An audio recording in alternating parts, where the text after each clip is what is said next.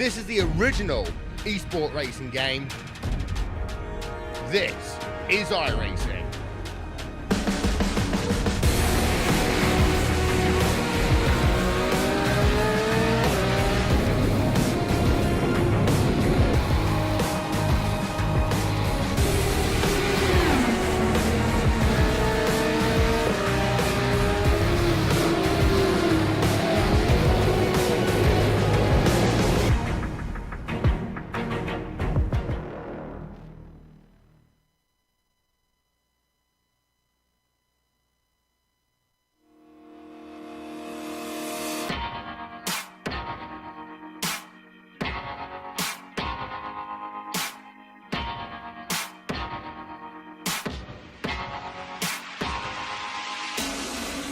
This season marks a new beginning.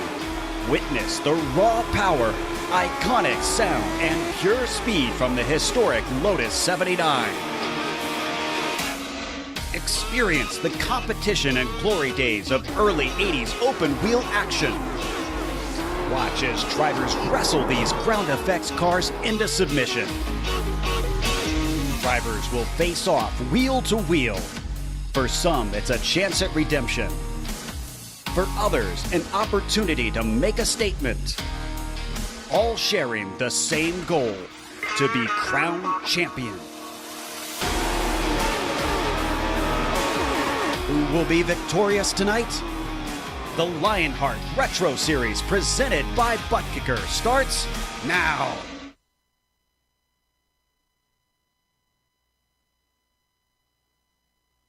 Competition, commitment, excitement. This is Lionheart. Presented by Butt Kicker. The third edition of the Lionheart Retro Series kicks off from Homestead-Miami Speedway. It was 2,063 years ago tomorrow. The assassination of Julius Caesar changed the course of this afternoon. On the eve of this Ides of March, 43 men with their own visions of grandeur turn their blades towards their ruler, only to find a shadow. Last season's Caesar, Adam Blocker, has not returned to defend his crown. In Blocker's absence, jealous eyes turn toward this season's Mark Anthony, Alex Saunders, who was denied last season's throne by a single point. Will Saunders rise to power or fall drunk and poisoned in the arms of his Cleopatra? As always, team politics will play a major role, but when it comes to getting to the checkered flag first, many a loser will ask his teammate, "Es-tu brute?" So, let the campaign begin. It's time for the Sam Maxwell Custom Miami 200. And you can see all the simulated Lotus 79 retro racing action from green flag to victory donuts live as it happens right here on the Global SimRacing Channel via the iRacing Esports Network. Hello, everyone, and welcome to the Sim Experience Countdown to Green. Over the next 15 minutes, GSRC will bring you all the storylines, all the stats and facts you'll need to appreciate the Sam Maxwell Customs Miami 200 that will immediately follow as we count down to green. And here to do all of that is yours truly, Bill Subzon, joined way up the press box to bring you our Word's Eye view by Brian Yazik. Amjad Yaman has director duties, armed with cameras locked and loaded by Dougie Beard. 1,005 palm trees of 15 different varieties adorn the Homestead-Miami Speedway, and that sadly is the kind of track info this commentator has to offer. Fortunately, sitting next to me is a man with more practical knowledge of this afternoon's venue, Brian Yazik. You got anything more significant to add than my palm tree stats?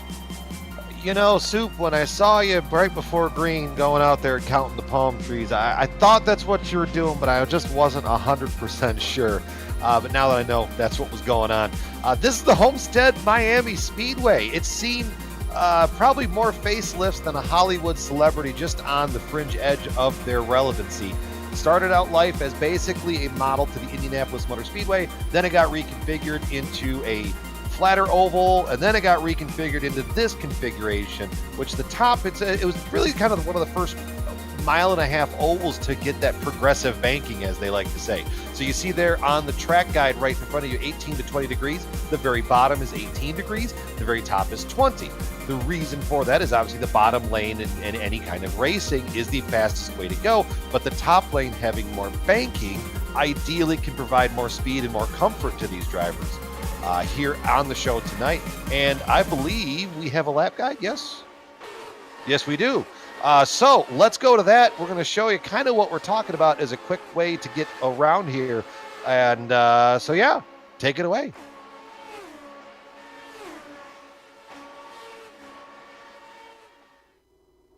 Hello, everyone, and welcome to the Global SimRacing Channel. I'm Brian Yazek, taking you for a spin around the Homestead-Miami Speedway in the GSRC Lotus 79. Here we go, starting off of pit road, because at Homestead, you do have to use the entry lane and the exit lane for all of your pit road procedures. Getting up to speed there, there's no real banking, so especially in these Lotuses, you're going to have to breathe the throttle just a little bit, but then it just lets you really step on that loud pedal and grab up through the gears and let that old engine scream. Here we go, getting her wound up for the money lap, if you will, bringing it high, bringing your momentum around the track, off of turn 4, down the front stretch, and away we go on our lap. Down here into turn 1, we're going to bring it just about as far down to the bottom as you can, maybe not all the way down, depending on the setup, but you're definitely going to want to hug the white line there, coming off of the corner, down the back stretch, setting up your entry into turn 3. You're going to be bringing it in a little wider. Maybe breathe the throttle just a little bit to let the nose set, because these cars don't have the downforce that you're accustomed to in a lot of other high downforce vehicles. Down the front stretch we go. Now, as this race moves around, you can see guys all over the speedway. Homestead is a very fun track as a driver, gives you a lot of options. You could be all the way up there in that second groove. You could be up by the wall. You could be all the way down at the bottom. You're going to see guys all over this track today. Same here into turn 3 and 4. You can really let it float here through the top and really kind of use that top lane to more so defend against someone trying to get a run on you. These cars do create a massive draft behind them that leaves a big wake, so it's really going to be easy to suck up. So if you can get a little bit of a good run, you can really make some moves as the race progresses. Now, we talked about how we had to come off of pit road. Here's how we have to come onto pit road. Start calling them off, signaling them back, bring it down here, and then stomp on the brakes, get it down into probably second or third gear, depending on how brave you want to feel. Once again, no flat banking, and here's where this pit road is very, very tricky as you try to get it wound up. Hit the brakes, a big wiggle, get her stopped down, slow down, avoid the barrels, and you're on pit road. And this has been our track guide around the Homestead-Miami Speedway. I'm Brian Yazek. Enjoy the show.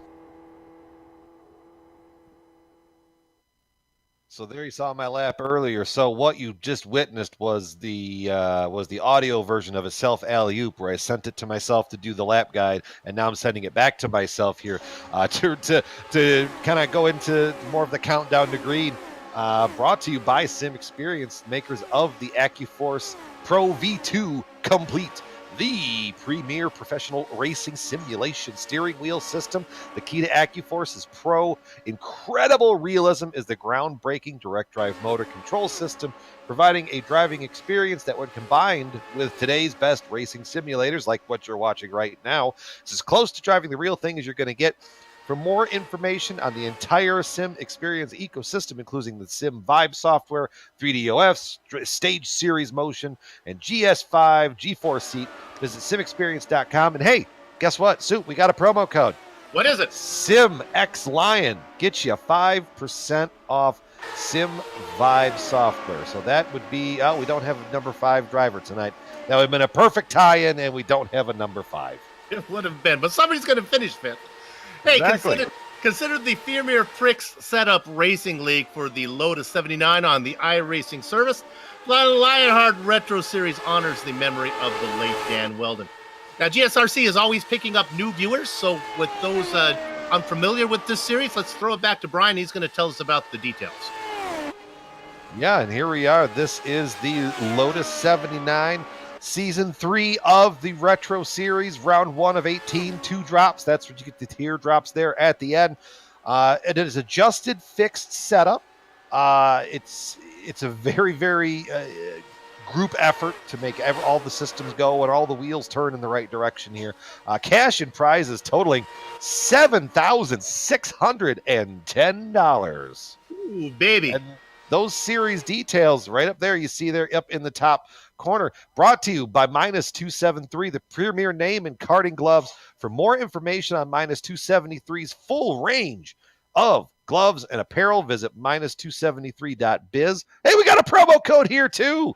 LHRS for 25%. Yes, 25% off of all of your orders. Okay, I'm counting. That's if you remember all of that, you're up to 30% now for all their stuff you can get. Heck yeah. Hey, practice is done. Qualifying is starting up, and like every race, weather's going to play a factor, so maybe we can bring that up, and we'll let Brian, who's familiar with these cars, give an idea of maybe what that's going to feel like for these guys. Uh-oh, I can see right now 107 degrees Fahrenheit. That seems hot. That's a hot track, Soup.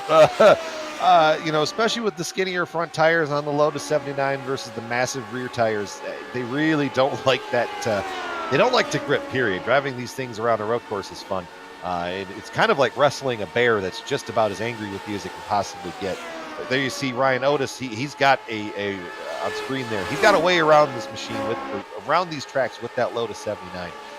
It's pretty marvelous to watch. But those big old rear tires, it's going to make it go. A lot of new names here this season. The rookie championship is going to be impressive, and a lot of those rookies are going to be challenging for the overall championship as well. We ride on board with Mark Cohn. It's that SamMaxwellCustoms.com camera there. Mark Cohn got a couple starts last year towards the tail end of the season, and now he's back for a full effort this year. Really, the Retro Series roster got a very big makeover in the off season. I mean, we've got 20-something rookies, I think, in the series for season 3, which is amazing. So you're going to see a lot of names that you might recognize, and you might see names that you might not recognize. Is there you see Mark Cohn going top of the board right now. James Paulson, I believe he was there last year as well. Come on, find me someone new, Amjad. Remember, when we use the word rookie, it only refers to them being a rookie here in this series. A lot of these drivers have a lot of experience. Yeah, there's going to be a name that's probably going to pop up here in this session. Lionel Callisto, fans of the GSRC universe might recognize that name and associate him with the term rookie. There's another one that you see right there, George Sandman. Not a rookie by any stretch of the imagination, but he's the near guy around here. He is indeed, but he's been on GSRC many a time and always puts on a good show. There's the Candyman, Dustin Wardlow, out there in his familiar Dewars candy machine. Yeah, Dustin coming back for another strong effort. The thing with Dustin, I just love looking at his cars because the amount of detail that man puts into just designing half of a scheme is astounding. So as you look through it, you always seem to find more details and more details. Hey, there's a name you recognize, Soup. We kind of did a role swap here. He was just next to me last night, and now he's down there, and you were on the track, and now you're up here with me. Exactly. Now, I finished 6th last night, so let's see if he can one-up me, and kind of go that way. Thank goodness there's not a third televised series, or I'd have to race in that one. Man, we would have to get you out there. They see Nathan Lewis on track, Frank Beeser, Firefly Racing entry, currently sitting 10th on the board right now. So what do they get, Brian? Is it 2 laps is your guess? Is that how that works for qualifying? They're allowed 2 laps. The ultimate, unique thing with this machine, as you go through the universe in iRacing, you find that maybe you want tires all the time and you want different things that you need to do. Well, this car's a little backwards. So there you see, there's a name that a lot of people should recognize, Sage Karam, Quinta Sandsport, SimSport. Machine. The tires don't seem to wear too bad on the Lotus machine. So the trick to look at as pit stops happen, see if the car actually goes up or see if it stays on the ground and just takes on fuel. That's what's going to be the trick to see as we move on here throughout the evening. Yeah, Alexander's last season was even to the point where even if you could take tires, he wouldn't because he felt the car was even slower on fresh rubber than on old rubber. So, yeah, these are from several decades ago when tires were made for men. Sage Karam up on top. That's a lap. Honestly, though, if there's a place where qualifying doesn't maybe matter as much, you got plenty of time to get to the front. Not like anyone's going to run away from you here. Is qualifying done? I think it just about is. So with that in mind, why don't we go to our starting grid? Brian, we'll have time to do it a row at a time here since they're going to take a pace lap around. Yeah. On the pole, it's going to be Sage Karam. He's going to be flanked by Mark Cohn. Who you got? Alex Saunders there in the third position, a name very familiar to viewers of this series last season. JP Winchittle in P4. Then a name known to many people of sim racing platforms all around. Darren Ganji going to be sitting inside of row 3, flanked by, he's fast, Ryan Otis. Series founder George Anzaldo in position 7 with Chris Lanini with a very strong qualifying effort there in position 8. Number 9 goes to Paul Jenkins. He's going to be inside of David Plymore. In the 11th position, Frank Beeser with Robert Bluen to his outside. In the Baker's dozen spot, it's James Paulson. In 14th position, Dustin Wardlow. P15 going to Taft Baldwin with Travis Jaegerliner to his outside. The next row is populated by Dylan McKenna and Nathan Lewis. There we got Eric Mickey Yuso Fine there in P19 and Ken Hacker in 20th just to his outside. Oh, I like it. Hidden Blackjack is Cody Eldred. He's going to be inside of Joe Hazard, who's in the double duck spot. George Enter Sandman there, 23rd. Watch for him to make a run through the field with Finian Ducana in 24th. Mike Rigney in the quarter century mark. In 26th is Tyson Landis. 27th, Justin Kirby, another new name to the Lionheart universe as well, with Ryan Corns to his outside in 28th. David Altman behind him, Stefan Schlocker in 30th. 31st, Mitchell Moeller, Eric Block in 32nd. 33rd is Scott Holmes and Joshua Gaiman back there in 34th. I'll take the bottom 3 here. 35th to Adam Young. He's going for the hard charger. He qualifies for it because I know your contingency point. You got to take the time. So he took the time. So he'll be there. Chad Dalton, 36, and starting shotgun on the field, Dean Mardi Gras Mall. We have onboard cameras. Let's take a quick look at George Anzaldo and the Butt Kicker onboard camera, bringing more realism and immersion to your session, thebuttkicker.com. Mark Cohn in the number 39. He's in the Sam Maxwell Customs.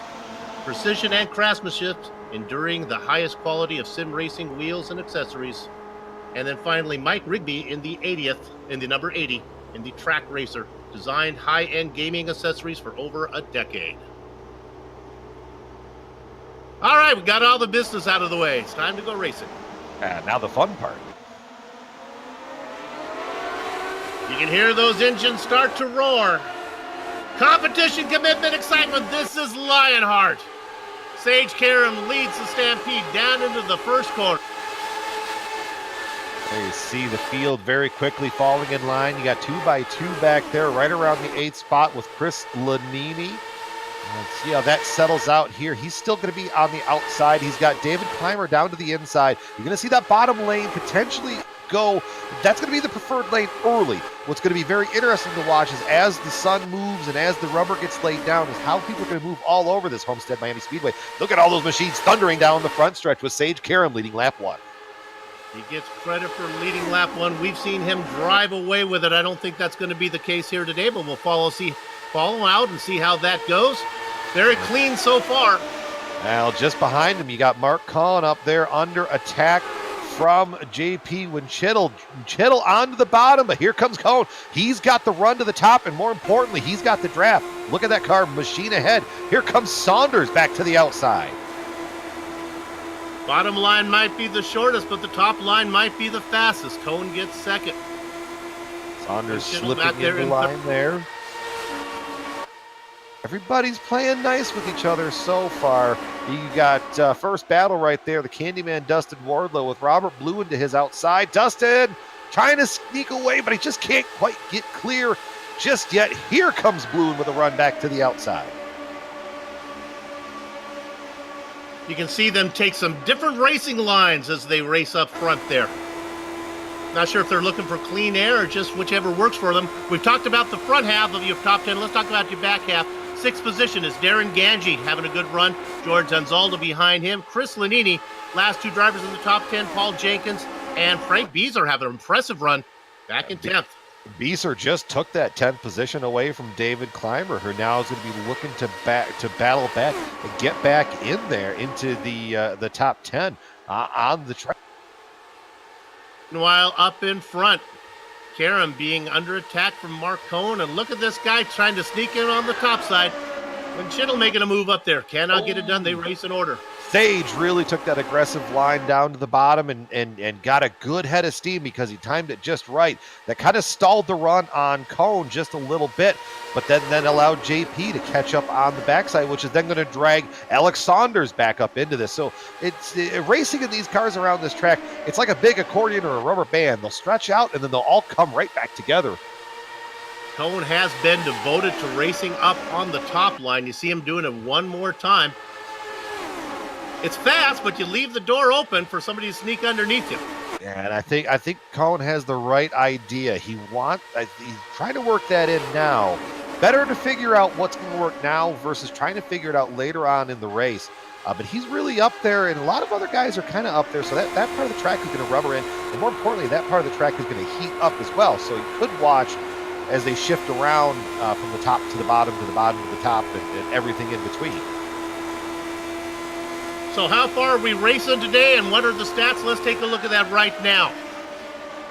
Our race analysis comes up, sponsored by Plasma Tracks. We're going 133 laps. We expect a stint to be about 48 before they have to stop for fuel. And there you can see the incidents and penalties down there. You get up to 20, and you're DQ. If you get up to 20 in one of these cars, I think your night's fun. Here comes Colin back for the lead. Bottom in turn 3. Side by side with Sage, but Sage is going to get the run back off of the top. Now, if these were normal tires, I would say, is there a consequence? Is there from running that low line? But these tires are so hard and they last so long. But they got to heat up a little bit, though, right? Actually, these tires are a little bit masochistic in the sense they like to be run hard and kind of abused a little bit. But then there is a cliff on the far other side. So what you might see, guys run this thing until about the halfway-ish pit stop, take tires once, and then be done with it. Very well behaved as we work lap number 10. Yeah, everybody's just falling right in line. I mean, first battle, here comes Chris Lanini looking on the bottom for the 7th position. Or actually, no, he had 7th, and Darren Ganji's going to take it by force. In 6th I'm position. sorry, I got that backwards. George Anzaldo. That's Anzaldo. I was going to help you out there. I was looking at the right thing and had it on the wrong thing. You know how it goes. Oh, trust me, I've been there. Anzaldo in 6th. Chris Leapy back there in 7th. And watching the whole thing from the popcorn position, Darren Ganji in 8th. Down 3 spots from his 5th place qualifying. Got a side-by-side battle, Clymer and Candyman again. But this now they're back for one more spot with Frank Beezer hanging on to that. Ooh! Clymer and Wardlow almost got together. They knew how wide their cars were. Yeah, that's going to cost a lot of momentum to Clymer. I think he's going to lose that spot. He might, because he gets back into the corner. He might be able to fight it back up from the top side right here. Ooh, Paulson shutting the door, and Clymer he got a foot in the door right before it was closed. I don't know if Paulson's racing an iRacing, one of those standard paint schemes, or if that's something he came up with. I love it. They're nice red, white, and blue. Beautiful. It's got an old school feel to it. Kind of very. I'm trying to think. I don't know if I can say this on the iRacing Esports Network, but I feel like you want to throw a Domino's pizza logo on there. It kind of looks like. Who's driving that AMC for Penske? That paint scheme, way back in the day. Are you thinking Donnie Allison? You're not going that far back, are you? Might be Donahue. Chris Matador, yeah. Chris. Donahue, Oh yeah, well Donahue and Bobby Allison both. Yeah. Oh. Going back up front, Sage Karam is under fire again. Here he This comes. time, Cone has it. Cone's going to get the lead at the line, so give that man a bonus point. You get bonus points in this series for leading a lap, for having a clean 0x finish, no incidents. You also get a bonus point for leading the most laps. So right now, Mark Cone, as we look on from the Sam Maxwell Customs on board, he's staring at that back fender. He might not be as aggressive now. He got his bonus point. Now what Sage is working on is going to try and lead all the laps. Get all those bonus points you can. We talked about it in last night's broadcast. There almost should be an award for, they should measure leading by feet, because last night a driver would lead across the start-finish line, get passed on the back straight, then get him back again. There were 2 or 3 passes for the lead each lap. Yeah, I was around some of those, including, unfortunately, the one that put a little bit of a delay on my night. Let's give a tip of the hat to these Retro 79 drivers. They're a little more behaved than what we saw in the Lionheart series. These guys are putting in the miles here. That car's a little slower. I'll blame that.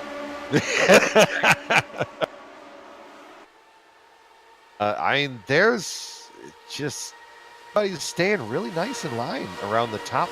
Let's see him jumping back here, top 10. First battle is talked about it a lot. It's Poulsen versus Clymer, and then that settles right out as soon as we point it out. These drivers have a way of doing that. And the car leading both of those two is Ken Hacker. Now he's our hard charger, starting in 20th. He is up.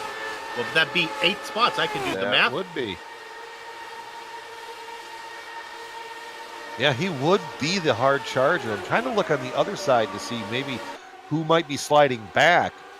And I would probably put that right now on Dylan McKenna, started 17th and right now running 27th. Just feeling it out a bit. Yeah, no pressure. You still got some time to go. There you see Dylan. That's a very paint scheme. I don't know how to describe that. That's a paint scheme, all right. Okay, now, Brian, do you think, I can see right now that this field is much more spread out than we saw last night. Yep. Do you think that the Lotus 79 is less draft dependent than the Dallara IR18 that we saw? Absolutely. I mean, the Dallara, you can just get these massive runs, getting a run off of the corners and down the front stretch. Because the car is making so much horsepower, these Lotus 79s, as powerful and as aggressive sounding as they are, they, especially on an oval, they're running pretty much right at the top end of what they can do. So you really have to be a lot more deliberate in setting up your moves and your passes. Yeah, I foolishly talked about as we ride on board right now with Chris Lanini in 7th. You can see way up there, I talked about Karam and Cone not be able to run away with it, but I'm maybe starting to think that they might have a chance at it. They've opened up about 10 car lengths back to Windschittle back there. Yeah, I mean, from a lap time standpoint, they're not necessarily in a class by themselves. I mean, Karam ran a 28.61, and then Mark Cone ran a 28.59, and then behind him was actually a 56 from JP. So it's that rubber band effect that I was kind of talking about earlier, where these guys are spread out and they'll kind of come back together. Sage is doing a wonderful job in these machines, considering these cars, technically from the naming standpoint, he's under fire from Mark again. Technically, he's, plus a lot of the audience, is probably younger than those vehicles ever were. Yeah, that's a good point. Give a tip of the hat to Mark Cone, man. He is putting on a performance. He's like a dog just ravaging onto the back end there, and he's hanging on to it. He's going to get through there in turn 4, going low to try to stop the draft. But the problem is, there you see that Sage is getting that run back on the top side, because you try and pull away and you try and break that force a little bit. But the problem is the guy on the top just kind of flows through the corner and flows through the run. He's able to keep the momentum going. If I remember right, Mark Cone picked up the nickname, get this settled out here, boys, as they are Cialis bathtubs into 3. Picked up the nickname The Watchman for his extensive watch collection that he has. Yeah. He actually sent me one of those fancy watches. Really? Too. Yeah, as a little gift. He sent me a button box, and he sent me one of those watches, because there's a side deal that we were working on that kind of fell apart, and he felt bad. So it was a compensation prize, but it was a pretty solid watch. Don't worry, I sent him my Casio to add to his collection. So it all out even in the end. Did it have the calculator? Yes, it did. Yes, it did. So those two race 1-2. Winchell in third. Alex Saunders, we talked about him. He missed the championship by a single point last time. Yeah, that's the heartbreaking way to do it. The thrill of victory and the agony of defeat. There's no, 1 point at any point else in the season would have changed that whole game. And I believe he's running part-time this year, so because I think towards the middle part of the year, his schedule is going to get messed up. Now, that was the last time I talked to him, so I don't know if things have changed since then. But, show up, put on a good show, and see what happens. You saw on that stationary camera, they're single file up front. They're a little more aggressive in the back. Let's go back to 15th position and talk about these guys. Robert Bluen leads this pack here. Eric Mickey is in 16th. Then it gets real close. Jägerliner back there, Baldwin, Lewis. These guys are really fighting it out. Look at them scramble for a racing line. Yeah, look at them there, Baldwin in that riding shotgun motorsports machine. That, if you were a fan of the Pack Majors or the Majors series, that scheme, that team name, that should all start ringing very familiar bells for you. And so you see these guys kind of branching around a little bit. But you saw he kind of got a run, and then the run stalled out, and now he's under attack from Nathan Lewis and Big Joe Hassert back there as well. Boy, I'm loving some of these new paint schemes. Woo, that was an aggressive maneuver. Finian making that move. Finian, another new name here in that Sim TV machine. I saw them poking their heads around in the chat, so shout out to those guys. Dives under, I believe, his teammate there of Joe Hassert, equally. Cars that are similarly painted, different colors there. Yeah, I see that now. Took them getting right next to each other for me to sort it out, but I saw it now. It's a bit of a Scottish kilt look to it there. Finian DeCuna. Now, there's a name we know. It's surprised to see him back there in 20th, but he's got a reputation that precedes him into this one.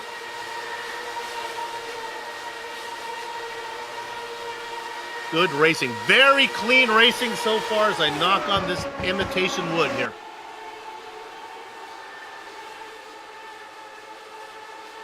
Let's jump back to 25th and look at this brightly colored citrus-flavored car of David Altman, working on the back of Mike Rigney. Every time we say Mike Rigney, I want to say Eleanor Rigby, and now my brain is just lost. Keep the space in a jar by the door, baby. Yeah. And I think if we called Mike Eleanor, he would stop talking to us. So I don't think we can do that. So you see, looking back on Mike's the rear bumper or the rear spoiler back there from our track racer onboard camera, getting a report that the 50 machine maybe scraped the wall. From our pit reporter Chris Fabi.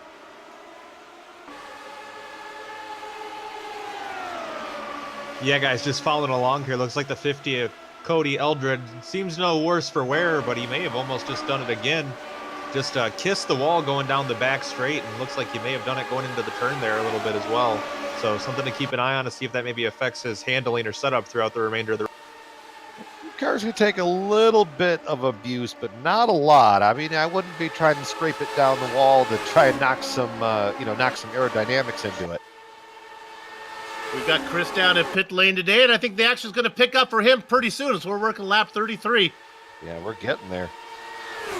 Let's go to 6. This is Ryan Otis making a move on the low side. He's going to get this position. He moves up into the top 5. Yeah, he's been working JP for the last little bit. Otis is a very, very skilled driver in these Lotus 79 machines. Not surprised that he's just kind of riding right now and just seeing how the race unfolds before he really sets in and starts to go on the aggressive maneuver. But then look at JP back under attack from Chris Lanini in that 92 machine. On the top side.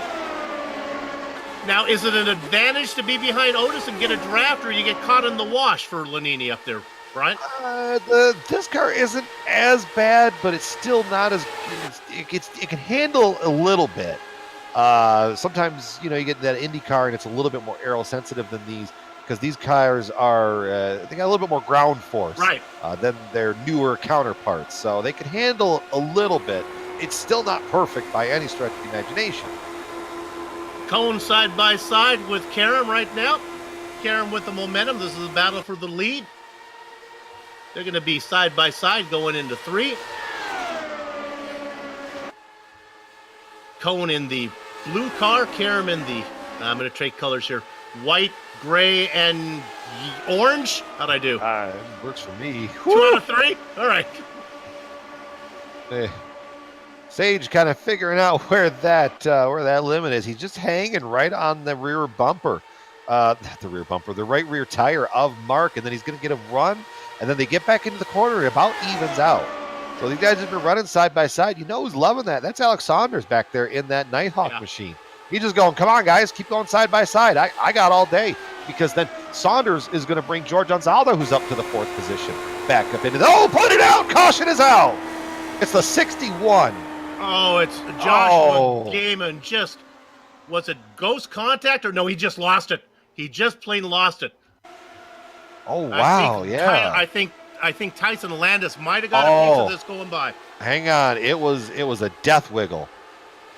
It got in there, and the car snapped just a little loose, and then he caught it, and then it snapped again, and then once it caught again, it went straight nose first into the wall. You're going to see it right here on this replay. Watch the hands. The car is going to go in there. It's going to slide just a little bit. Catches, death wiggle, wall.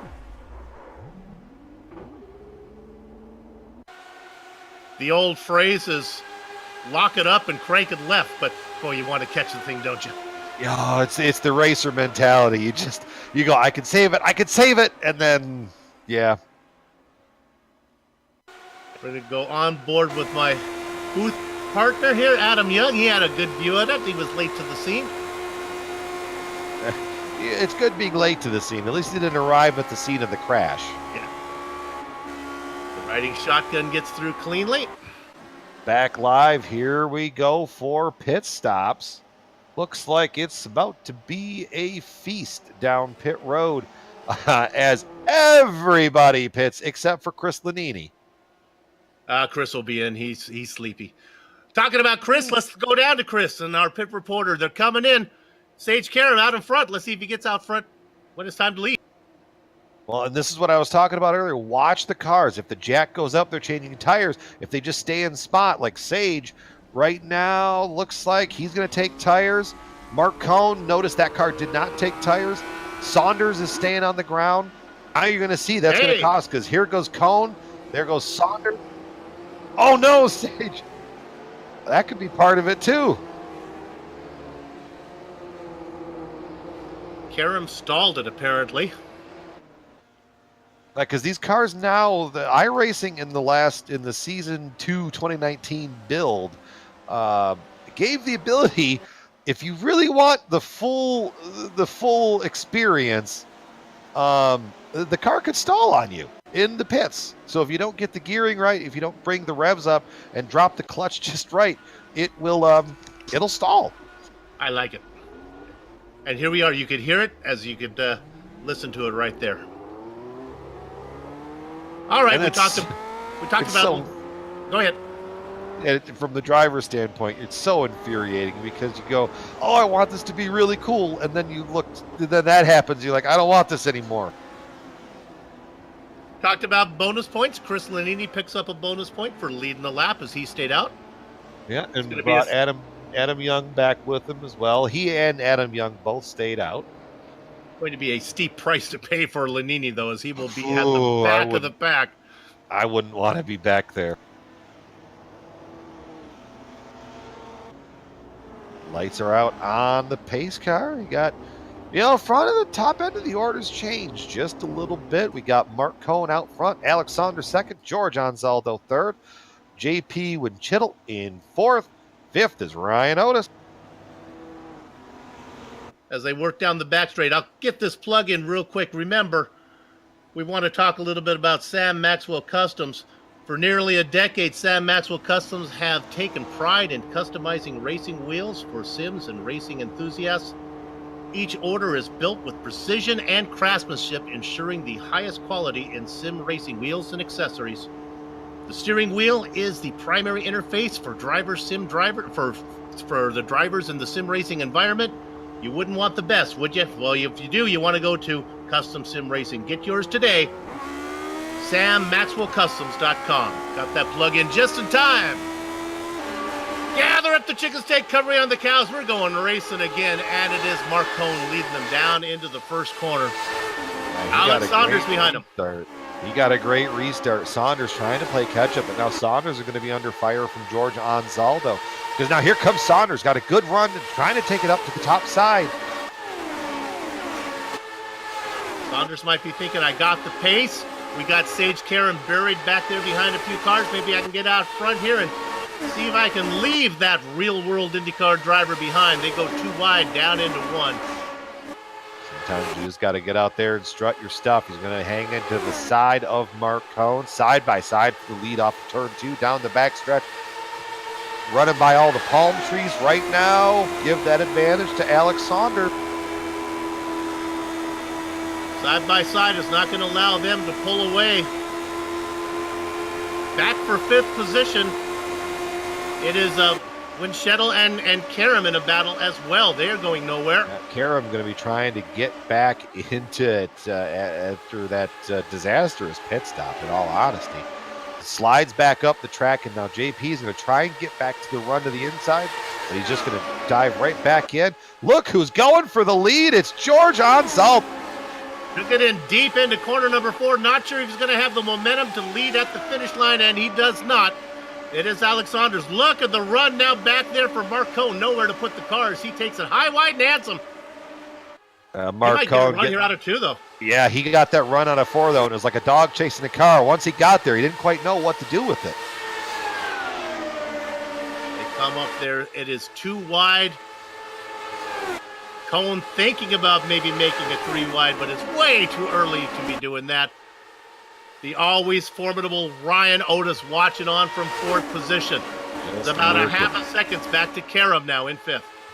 Yeah, Karam, after getting by JP, is starting to gap that just a little bit. Now remember, Karam is one of the first guys on fresh tires, so that could be a factor in the decision here as this race progresses. And I think as we're looking on board from the Sam Maxwell Customs ride, or Sam Maxwell Customs on board, and Mark Cohn, he's getting a great bird's eye view, but really if you spin that camera around, you're going to see that 95 white and red paint scheme of Ryan Otis just diving down to the inside. Oh, look at that. I'm Jed. There it is. A very iconic paint scheme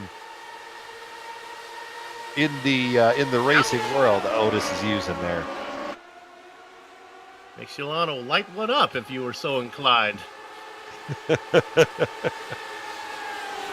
Hey, can we go back to 8th position real quick just to get a little love to Ken Hacker?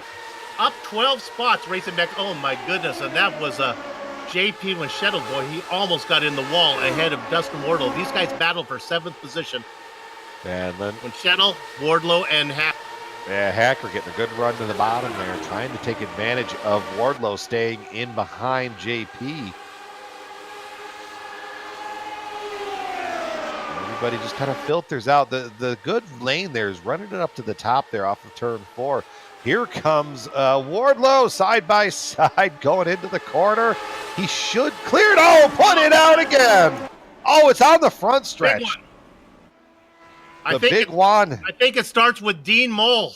Mardi Gras got in Mardi the wall. Gras. Yep. Oh, Mardi Gras ran out of beads. He got together with Stefan Slocker. Mole ended up in the wall, and then he came down in front of everybody. Yeah, there might be a decent onboard here. Maybe Lenini. Who's that green car that went flashing by? Eric Block. He had to make a very reactionary maneuver. Oh, wow, that is... Now, what is it? If we stay on this, we're looking at Block. Mole is on the top, holding it on the wall for a long time, and then it comes off. It does. He comes off, and that all stemmed back. Who was in front of him at the time? was Jagerliner. Jagerliner checked up, which caused Schlocker to check up, which caused him to run up the track into Mole. See, why we watch this domino effect. Bang, bang, bang. And now he just couldn't keep it on the wall, and it comes down in front of a few more. Yep, gets a couple more in there. Split decision on pit road. Number of guys peeling off. This is this is the fun part with the Lotus 79. These guys pitting are going to be heavier on fuel because these cars have massive fuel tanks. They're going to be heavier on fuel, so they're going to be slower on the first part of this run. But eventually, these front leaders are going to have to pit, and they're going to be heavy on fuel, whereas the cars that have pitted now of Ganji and Mickey, Lanini, Blue, and Corns, and Sandman, these guys are going to be light on fuel at the end of the run, which is kind of where you want to be.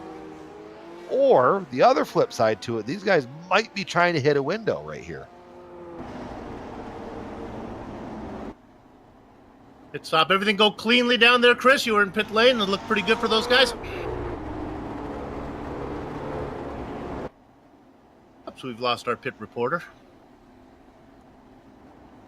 Must be making a pit stop himself.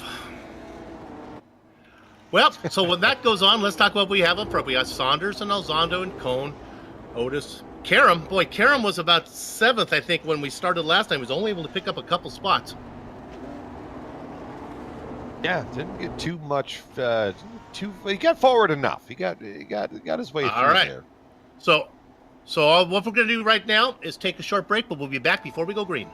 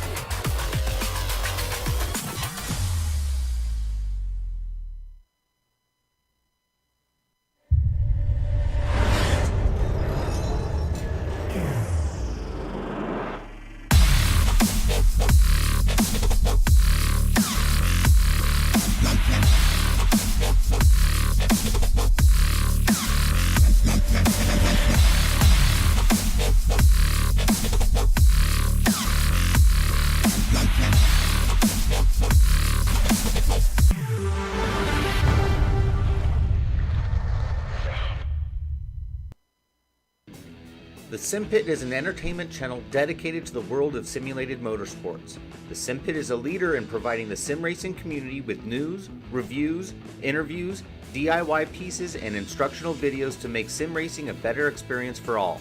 Check us out at thesimpit.com or go to YouTube and just search for the SimPit.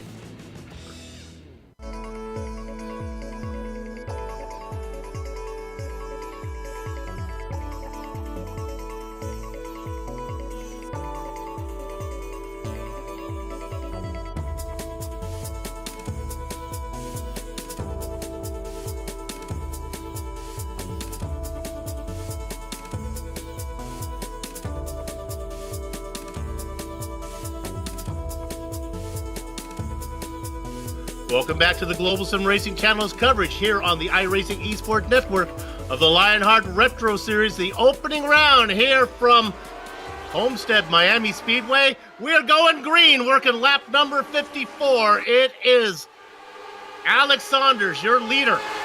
George Anzaldo, Mark Cohn behind him, right as Otis and Sage Karam. Tell you what, on that restart, Otis had to throw a huge block to get to keep Sage behind him going down into turn 1. Sage got a really good restart and was able to sniff up on the backside of Otis, but then had to throw a massive block to keep that door closed. But then here we are, 3 cars underneath the blanket for the lead: Saunders, Cohn, and Anzaldo. we have a race within a race because a little farther back, there was a large group of cars that decided to come in and make a pit stop. They'll have about 15 laps extra in fuel. It's Chris Lanini and Darren Ganji are leading that group. We'll keep an eye on them. We expect them to be the leaders of this race in about, I'd say about 30 laps from now. But they're only going to lead it for about 15. But they'll have to start them for a little while. Up front, look at this. There's a lot going on here.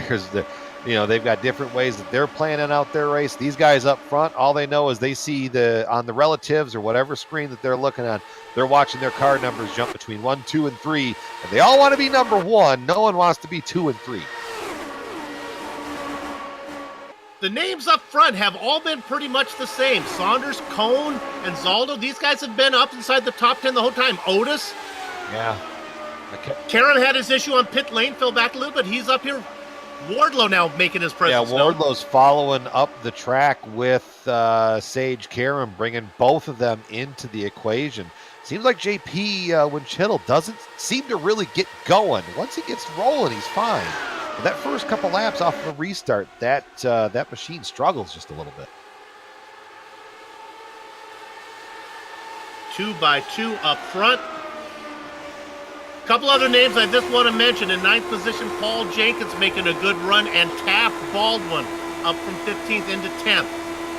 And then just behind him, Finian Dacuna, 24th starting spot up to 11th.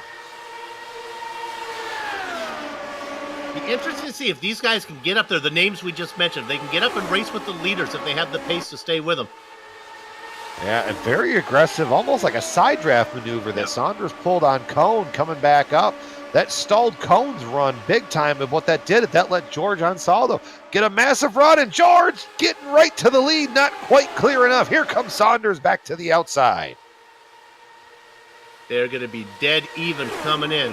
And Zaldo on the low side in the blue car, Saunders up top in the dark blue car, which makes sense for Nighthawk Racing. Look at the momentum from the top. Saunders is going to get credited with leading that lap. And we'll see in 74 laps time how we've been watching these guys race, how that affects that. George and Alex get very close together off of the corner.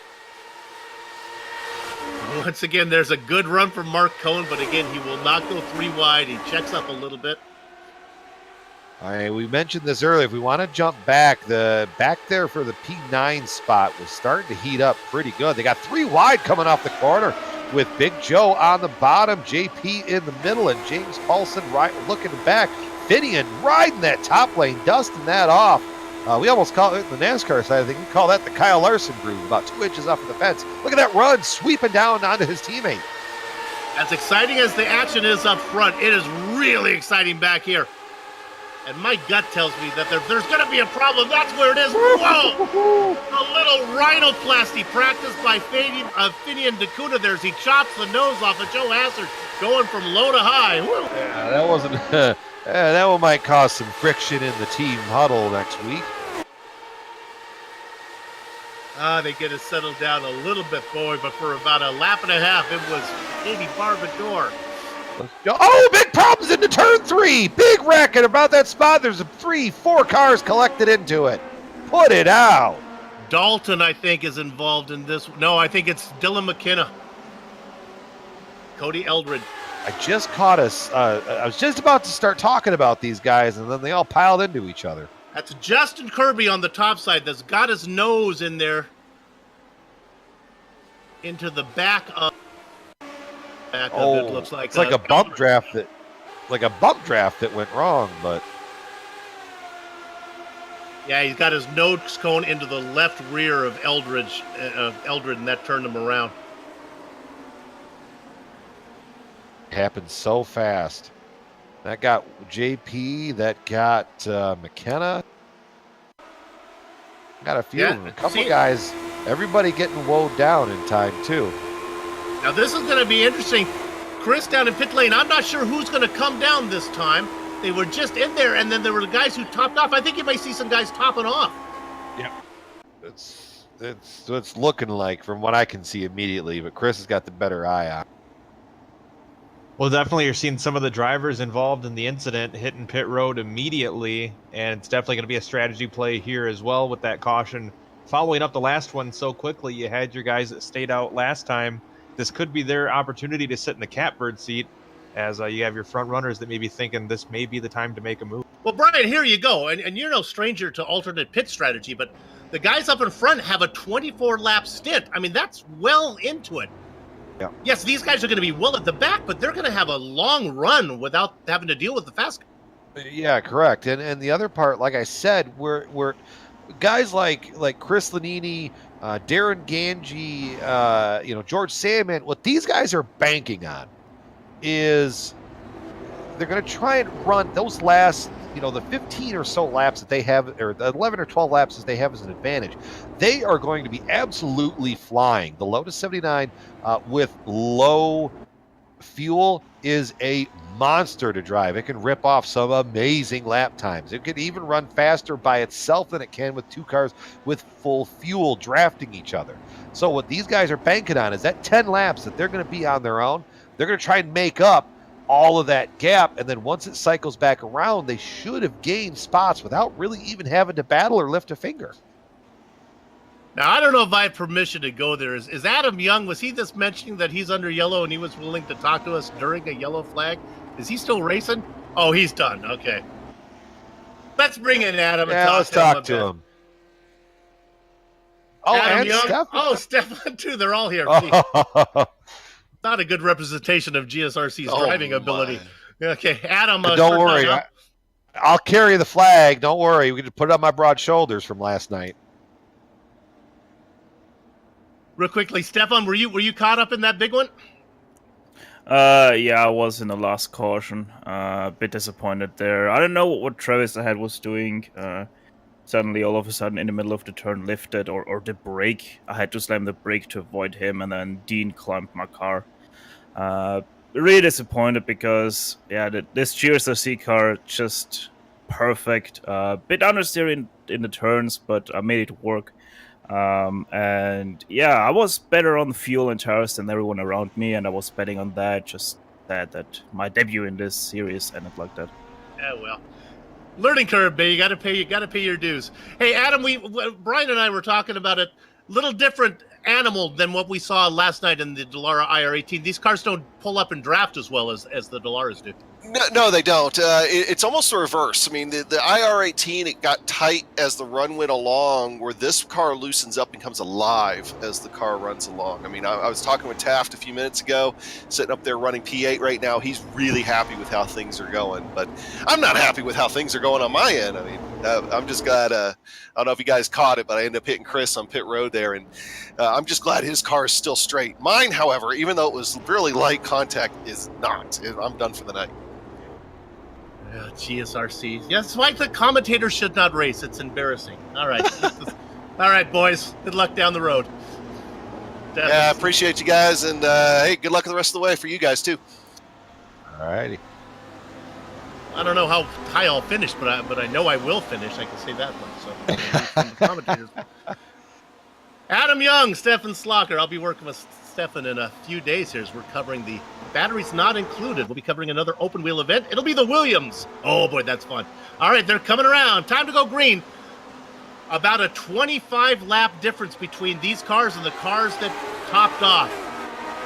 All right, we're going green for the fourth time. Working lap number 67. It is Alexander, Cone, and Zaldo, Karam, and Otis. All the familiar names up front.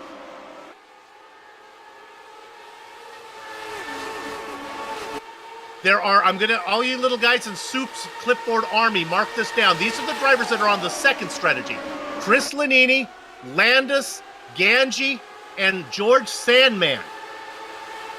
They did not come in this time.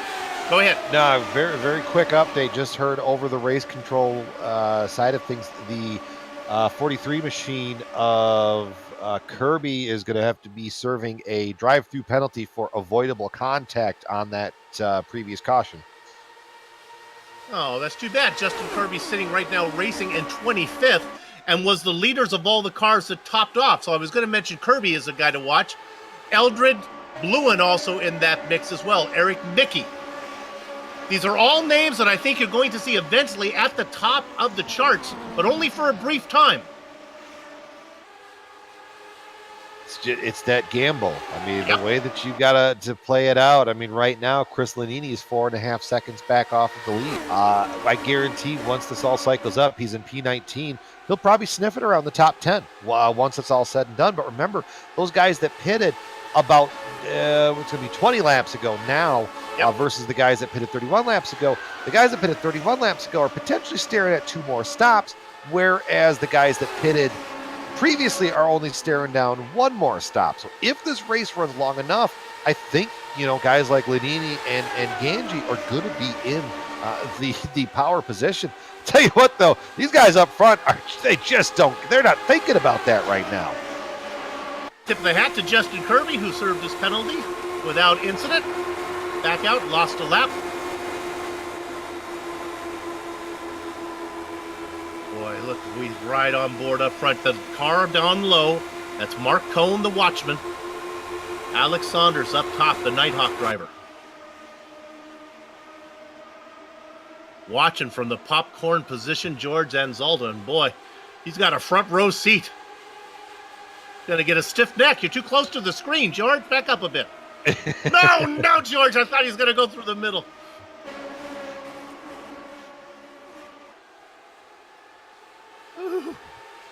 Oh, these guys are not thinking about it right now. They just want to get up there and get up front.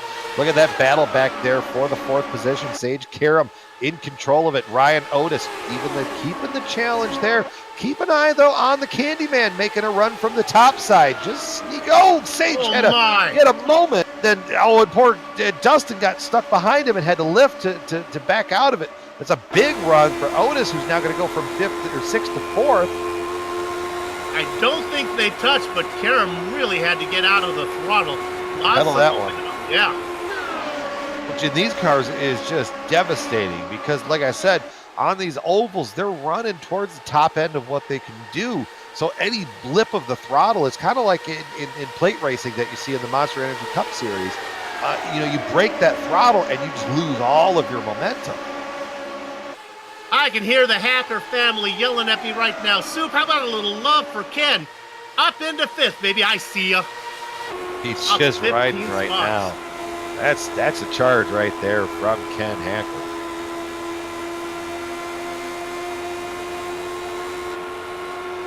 On the low side now, getting freight trained up on top. That's that dark blue machine of Saunders. Momentum for Cone, he goes by. And I think the white and orange car of Otis is going to get there too. Nope. Yeah, let's see if Otis pushes the issue on the top there. Here you see him running back, making a run at the lead is going to be Cone again.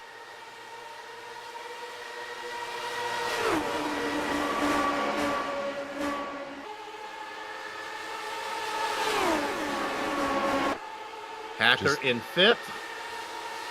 Sage getting back bombarded as he's kind of struggling here, at least in this little bit. He's been under attack now. There you see Taft Baldwin back there in that riding shotguns motorsport machine. He's making a good run too. Started 15th up to the 8th spot. The dive down to the inside. Go 3 wide for that spot. Not just yet, boys. So by some estimates, we probably got, 10 to 12, 13 maybe laps worth of fuel? Yeah, I think that's where we are. We're going to see these guys peel off here pretty soon. With the caution, you're on a 2-for-1 kind of equation on cautions. Every 2 laps of caution, about one a green flag running. Working lap number 78. Back in 6th position, we haven't talked much about him. The Candyman Dustin Wardlow started in 14th, was up 8 spots.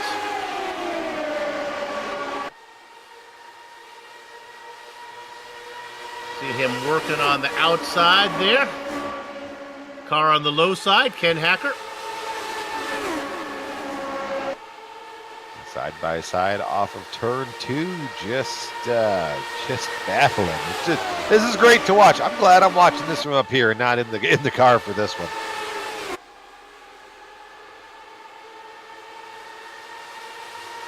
Boy, they continue to race close up front. But it's just a matter of time. These guys are on a 40-lap stint now. Yes, some of them have been under yellow. And we're going to be sending them down to Chris Phobie here pretty soon. Chris, you got your drink. You all set up, ready to go when they come down? I'm just hoping I can remember to press the right button, guys, so you Okay. can actually hear me this time. Okay.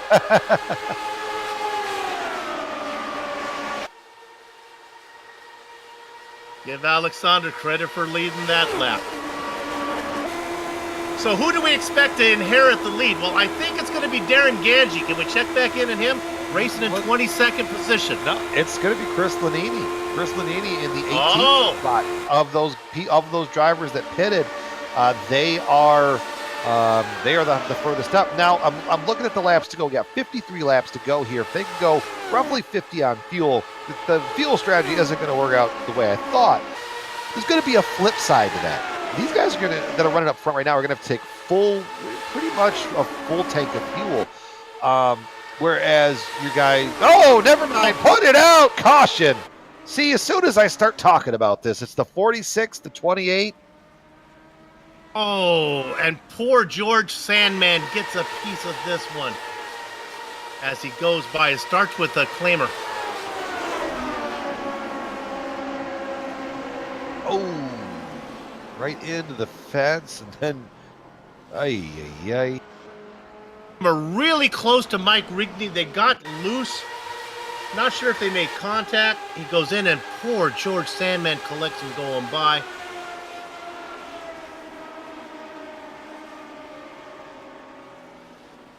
Salmon, yeah. Poor George. He was so late getting there.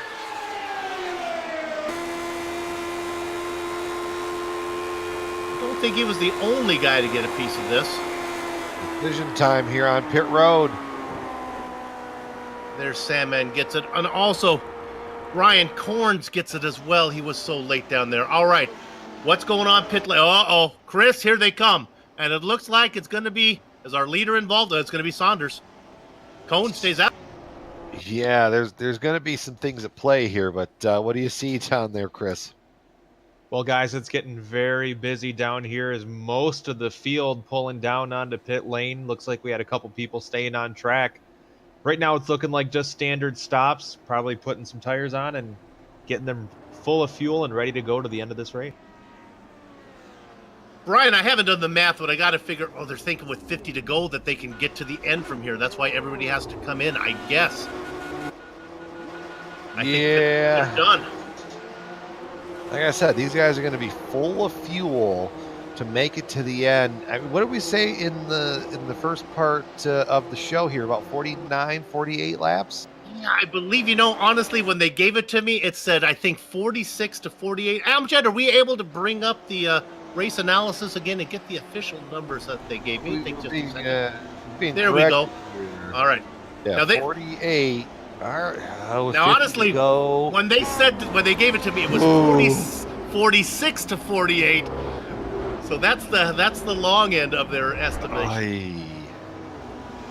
That's why I think that you got a driver out there like Taft Baldwin and Mark Cohn. We cannot get there. They're going to stay out there. They're going to stay out, but then these guys you're going to see are going to be pretty darn fast on low fuel. But the only thing I could think of is if there's someone maybe trying to stretch it, because you're 2 to green right now. Chris, I'll go to pit lane. I think the winner might come from the guys who are coming in right now. You got a few more guys topping off. They may be able to sneak this one. Yeah, we've seen this move in the past, guys, with the caution falling right at the beginning of the pit window. You could have a couple guys that dump a little bit of extra fuel in there, and that could make the difference. We've seen guys in the past lose it coming off turn 4, giving it up when the fumes go away. So we have a very interesting last portion of this race coming up with these guys trying to stretch the fuel. Justin Kirby and Eric Mickey top off. What's the penalty for for entering a closed pit? Just curious if anybody remembers that one. I mean, okay, so Amjad says EOL, so does Stefan. And you have to take out the garbage. If I was to play devil's advocate, I would have pit right there. I would have taken the EOL penalty because I'm going to be at the end of the line anyway, but I know that I probably could have made it on fuel. There you go. I'll tell you somebody who's playing by the rules, and that's the driver in 6th position. This is Dustin Wardlow. He's our spotlighted driver tonight. He has 35 of these retro starts under his belt, and almost half of them, more than half of them, 19 are top 10s, 13 top 5s. He's got himself a couple wins and a pole. His first start was at Homestead right here back in Season 1. He debuted this series. And his first win, I know you're not looking at this one, Brian, but if you had a choice of track to get your first win, where would you want it? I mean, me personally, I'd always prefer the Michigan International Speedway as a Michigan boy. I mean, but, you know, in anything else, yeah, I'd want Indy.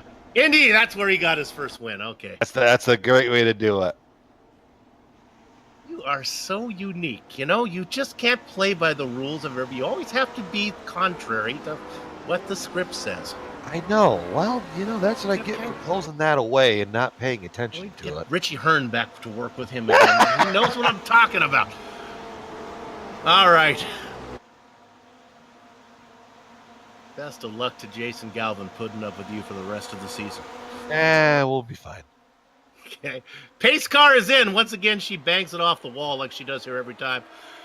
Going green, Mark Cohn is your leader for now. It's got to be getting at the end of that. Second. I can't think Mark probably only has but 4 or 5, maybe 6 laps of fuel in that thing. Now, honestly, I don't know what he's hoping for. I would think he's hoping for it to stay green and him to come in and everybody else have to come in, I guess. I mean, because right now he would be good. So he could either run this thing to, you know, as far back as he wants to. I don't know. A yellow flag doesn't help him because it moves him to the back, and a green flag makes him have a green flag pit stop. So I don't know. We'll get a little love out here. This is one of those. Yeah, this is one of those moments. Once again, I'm glad I'm up here not having to think about that. So the question is, can these guys Saunders and Otis and Anzaldo go the distance? My gut is they're pretty sharp. They know what they're doing. But, you know, I mean, if you're going to be on it, I mean, these guys, if you're trying to save fuel, you probably wouldn't be in 4th gear.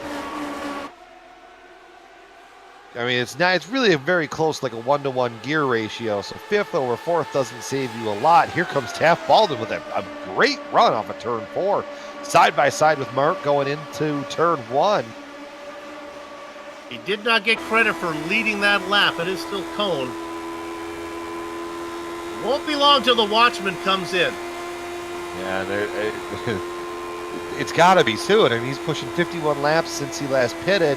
And yeah, we've had probably 7 or 8 laps worth of caution in there. He's got to be getting close. But what this does is it gives us a good benchmark to what the other guys can do. Now remember, this stint had, 2 or 3 yellow flags in it since Baldwin and Cone came in. So it's a little misleading. If Saunders has to go green the entire way. Okay, you talked about, elaborate a little more on it. Saving fuel. Changing gears, is that what you were saying? Or doing it with your right foot? How do you do it? It's probably a little bit of both. I mean, if you're trying to save fuel, you'd probably want to be in 5th gear because it would lug it down a little bit. The 4th to 5th is kind of a 1-to-1 ratio. So that's, you know, it's kind of close. 4th, you can at least keep the momentum going. But if you're in a spot where you're Saunders, you're probably not going to trying to get aggressive on the maneuver. You're just trying to suck up draft right now. So that's what you're seeing Saunders doing. He's probably playing it a little bit more with the right foot, just keeping it just enough to keep it close and try to save that little bit of extra fuel, the precious fuel. There are 25 cars on the lead lap. And all of them are on the same pit strategy except for Cone and Baldwin. Those cars that we saw come in and top off, Kirby and Mickey, they are a lap down, so they are not really in the mix.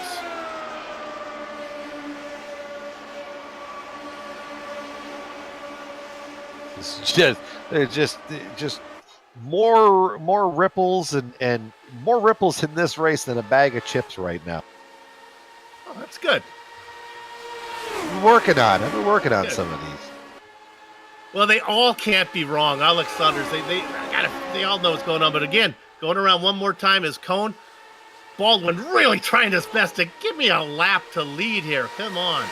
Yeah, and I'm thinking because a lot of these cautions, because they had one caution before the first stop, and then all the rest of these cautions have pretty much happened between stops 1 and 2. So, he's at never mind. That was someone else on pit road. I thought it was a leader on pit road. We were looking there. We were looking while we talked. Go on with your thought, but we're looking at Hacker on the back of Karam right now. This is really, and here's the Candyman. Oh my goodness! Hacker almost gets into him. Hacker down low, and Karam. This is really tight racing. Careful, boys. Just a gaggle of cars all in one spot. Here comes our leader onto pit road, Mark Cone. So that's 57 laps with about 10 laps of caution. Yeah, there's no way those guys have enough fuel. All right. There's absolutely no way. Because with 10 laps of caution, he ran 57 laps. And if we're going 40, 48, yeah.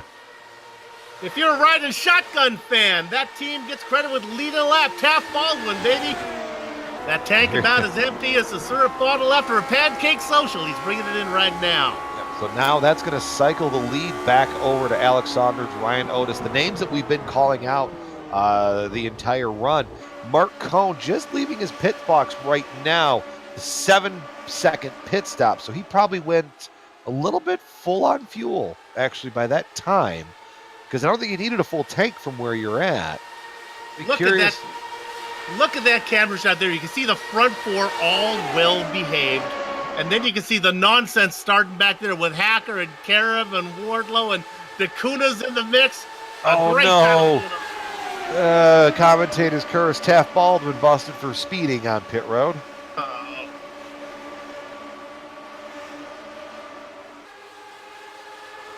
Well, any hopes of stealing one? Look at this. In 5th position, this is Sage Karam going underneath Ken Hacker. Dustin Wardlow in there. Finian DeCuna, we haven't heard much from him. He's in 8th. Joe Hassard back there. And honestly, we may not be talking about the winner. The winner may be back here in 25th. It might be Robert Bluen, the last car on the lead lap, for all we know, saving fuel. And just going to go around and do this without stopping. Yeah. I see you, Robert. Who knows? There's going to be a lot of interesting things. We do know that Mark Cone is good to go on fuel. We know that Taft Baldwin is good to go on fuel.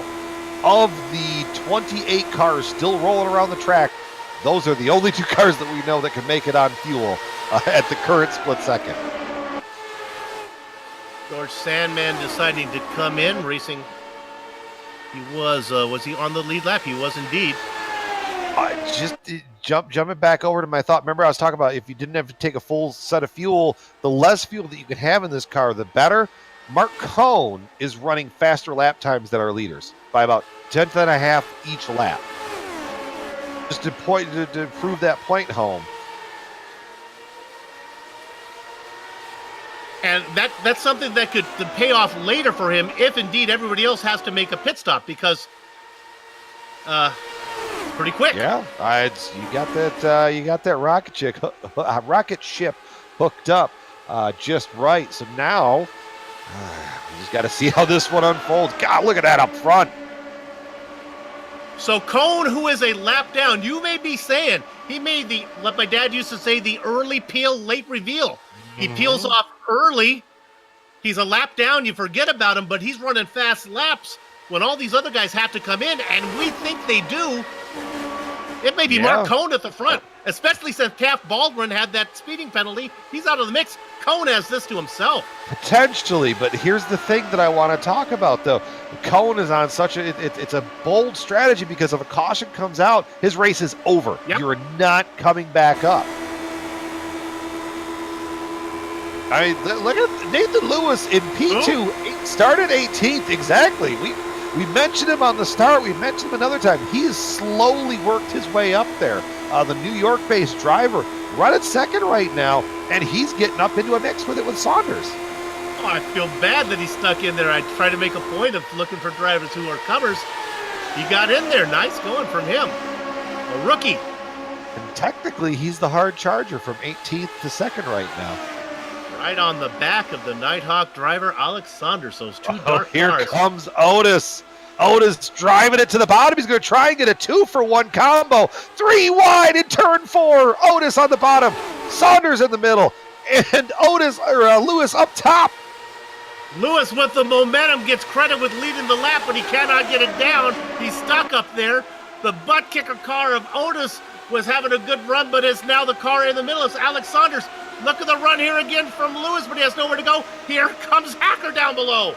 Oh, and look at the Candyman here, Sage Karam. He got a big run off of turn 2. Insert Sage into the battle. And these guys are not thinking about fuel right now as Sage gets a little bit of aero wash. He falls back off of it. Let's keep down. Look at Otis. Otis is back up front with Saunders in the mix.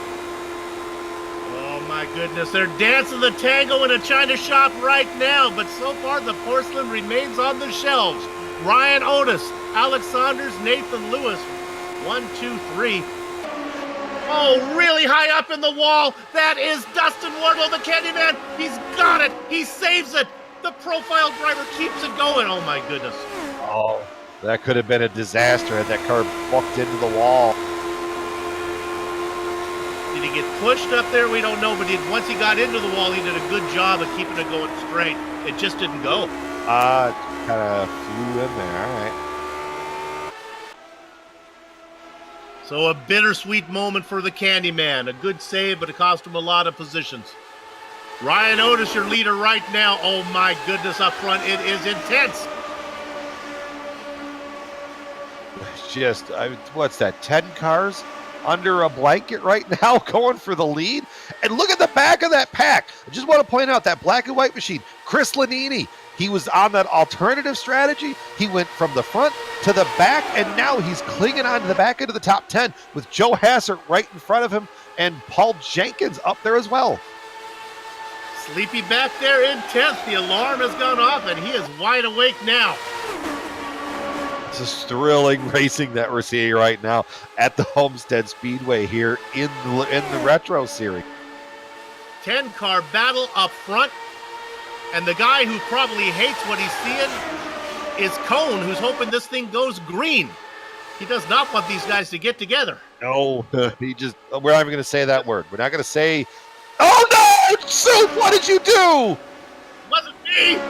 Oh my goodness, it's the yellow fluorescent car of David Altman. Oh.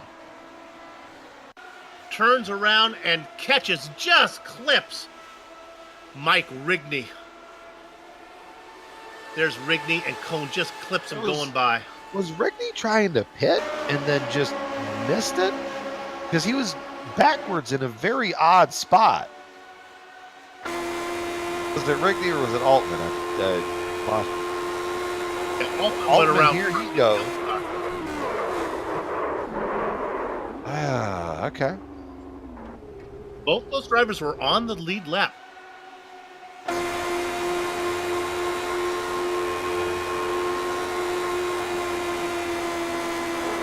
There you see it. So, now I guess that means you still don't pit because now these yellow caution laps are enough to get you to the end? Is that how this works? I think so. It should. Judging by the fact that nobody pitted, I think that they feel like this caution is all they need.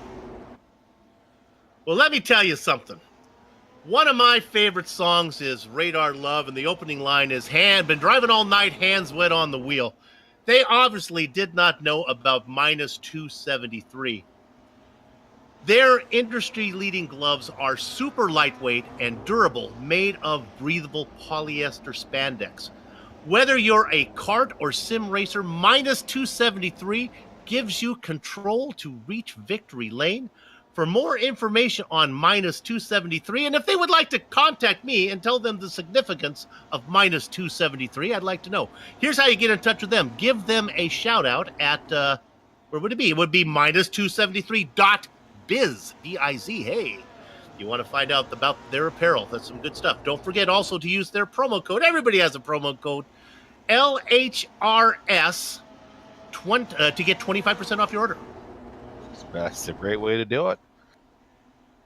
I want a promo code. Promo code SOUP. That's it. At 25% less of me. Which is just certainly a deal. Well, I was going to say, we can use promo code SOUP at, one of those Learn to Speak English websites, but I don't know if that quite might work out. Rosetta Stone, there it is. There you Use go. promo code SOUP at Rosetta Stone. 21 laps of racing to go. I think we're gonna be 20 here to go. Yeah, once we get maybe, this, yeah. we're gonna restart with 19. So I mean, as we're sitting here, Soup, with this towards the end of it, all jokes aside, who's got your attention here towards the end of this run? Well, it was Mark Cohn, but that yellow flag killed any chances he had. He's the leader of all the cars one lap down. I like the guy that I don't know about, the guy that snuck up on us, the guy that I said, hey, who are you? And I like Nathan Lewis, number 17, out there in third. He was able to sneak up on me. Maybe he'll be able to sneak up on Ryan Otis and Alex Saunders.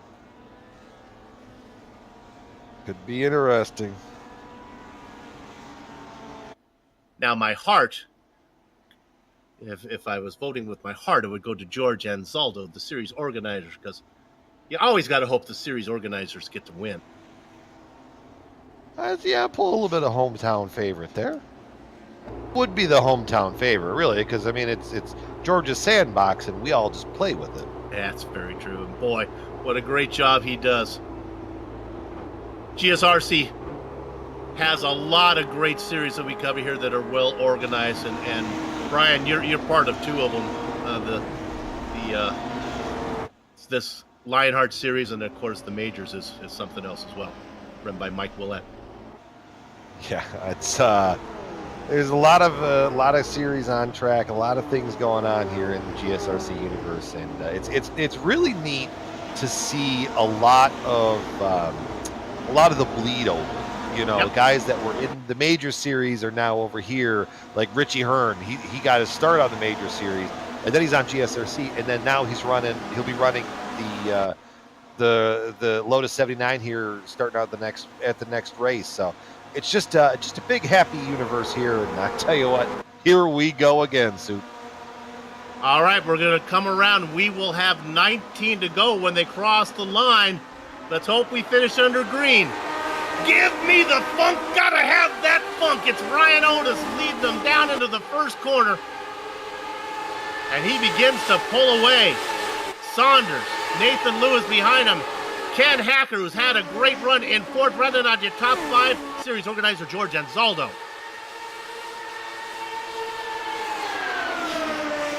Into corner number 3.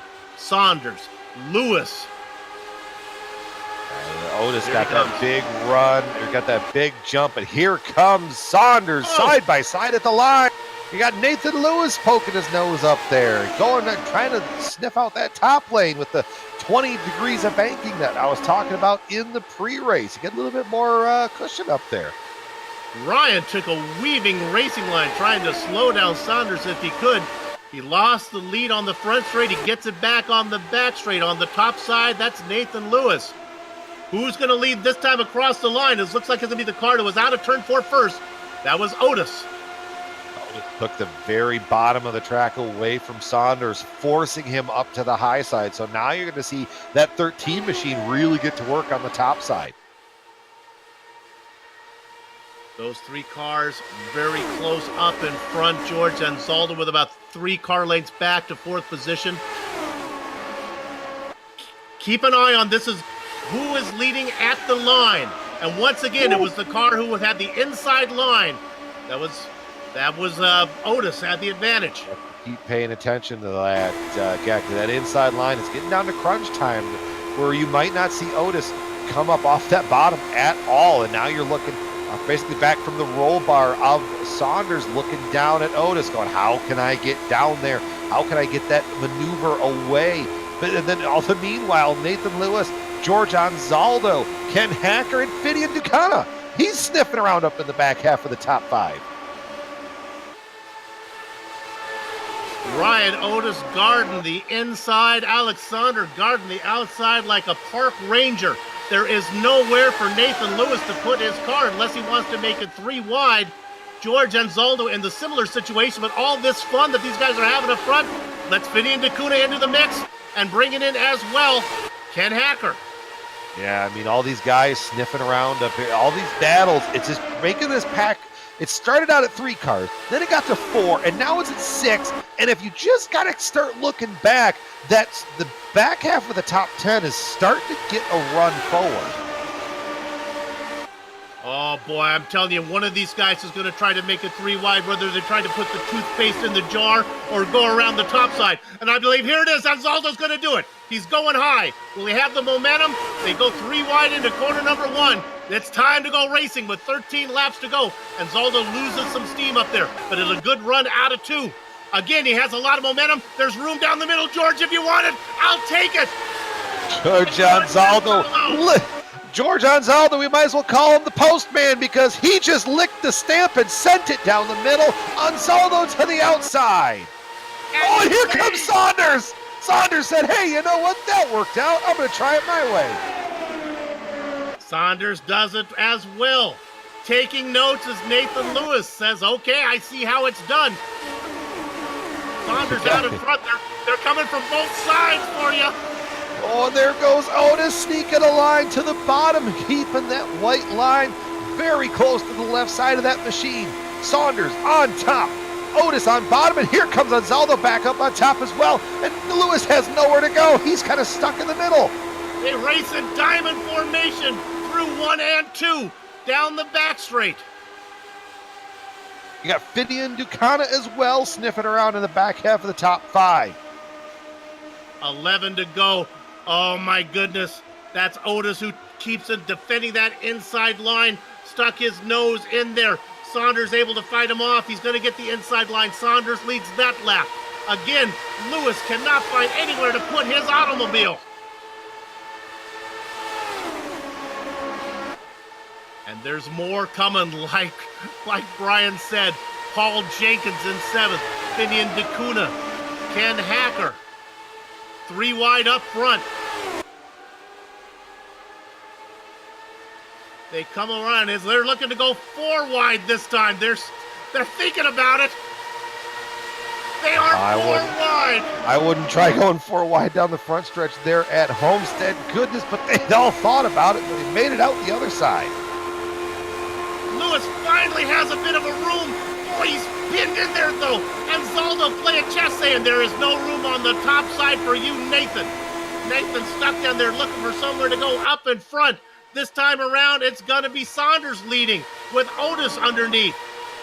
Momentum from Anzaldo. Ducana back there, nowhere for him to go. Whose car is fastest? I don't know. This may be a case of not whose car is fastest, is whose car is widest. These guys are going to have you watching both the mirrors, the gas, the throttle. You're managing so many things when you're in this spot right now. You know, Otis and Saunders side by side for the last several laps. I'm wondering if someone like Nathan Lewis or Anzaldo or Fidian, if they're just kind of waiting just a little bit, trying to time that final run to where the point that they can make it and then no one can pass them back. Things are so aggressive that Alex Saunders cannot afford to race the high line. He has to race the middle line to protect getting somebody coming through the middle. And they are so close together. And now, as we look back there, Sage Karam has worked his way up to 5th. Where did he come from? He loses momentum now. Ken Hacker on the top side. Those guys battle to try to get into the mix. Otis, Otis is loose. Contact. Is he going to keep it below? He comes out. We have no yellow. Caution. It's out. 5 laps to go. Was that the point of no return? Alex Saunders got to the line first. He will be credited with being the leader. Will we go green again is the question. That may have been it. Pace car is just now rolling, and they're going to take 5 laps to go and then bring it down to 4 laps to go. Get all caught up. It might be a 1-lap shootout, or that's it. We ride on board with Saunders. Well, my mom always said you can only dance the tango so long in the china shop before you break some porcelain. It stayed on the shelves for quite a long time. But honestly, it was kind of watching a drunken sailor chasing a balloon near a cliff. It was fun to watch, but you knew it wasn't going to end well. And Ryan Otis takes the dive.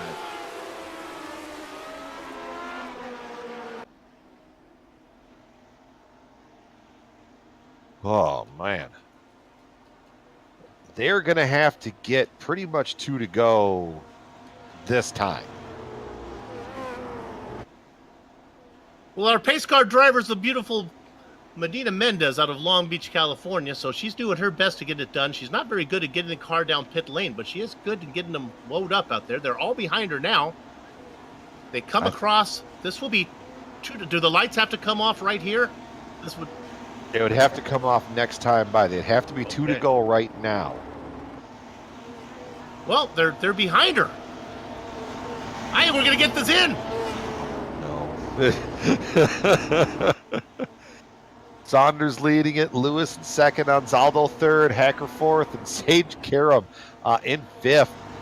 I mean, I'm thinking if we get 1 lap at it, your winner's not coming from fifth. I really think it's going to settle out between Saunders, Lewis, or Anzaldo. And chances are they might end up 3 wide going through the corner anyway. And do I know my rules correctly on this one? If we do get the white flag,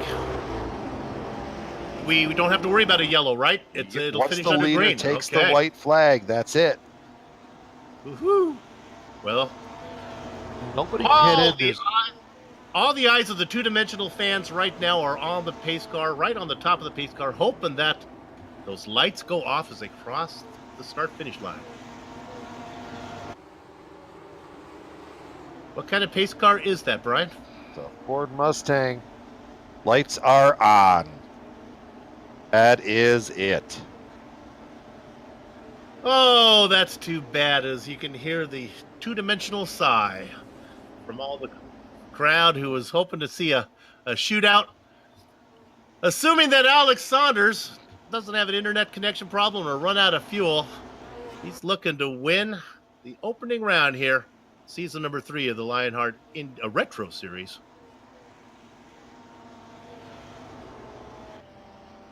It was exciting. And congratulations to all the drivers for putting on a good show.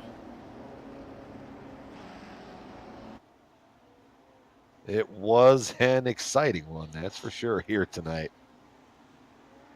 If you like more of this, we'll be back in a week. You won't want to miss that one for a little road racing as we go to the Glen. But right now, it's the man who missed the championship by a single point. Well, he's going to put his stamp on this series to start off with by winning the opening round. The Sam Maxwell Customs Miami 200 is going to go to Alex Saunders. The dark horse, Nathan Lewis, gets second. George Anzaldo gets third. And we still have one more lap. I just practiced that. Get that one out of the way. Exactly. You got the easy one out. Watch me be way more excited next time around. 19 drivers on the lead lap.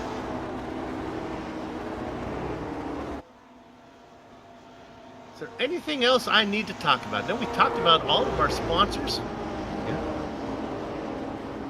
You know what I can talk about quickly here before we go to break is being on the iRacing Esports Network. You know, and if you're not an iRacing member yet, you still have time to join the iRacing community and compete online against thousands of players in the world's most realistic racing simulation.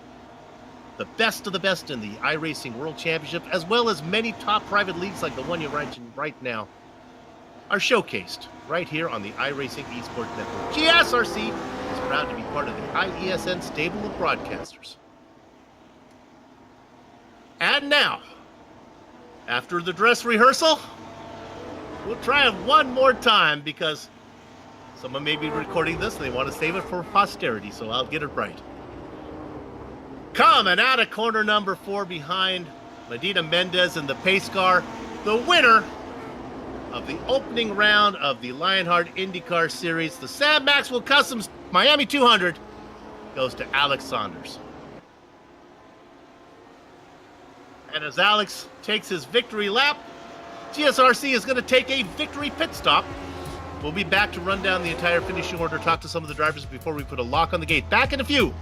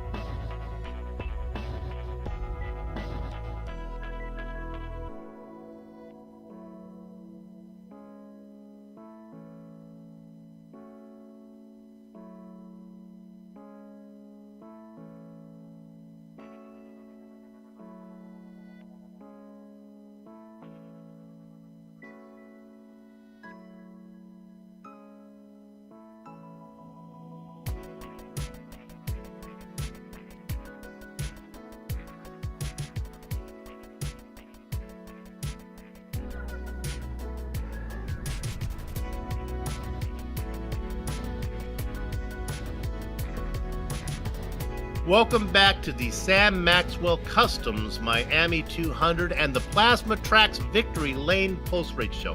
Hey, now pay attention. If you are like me, tomorrow is the Ides of March, and I always have trouble finding a good Ides of March present for the loved ones that I have around me.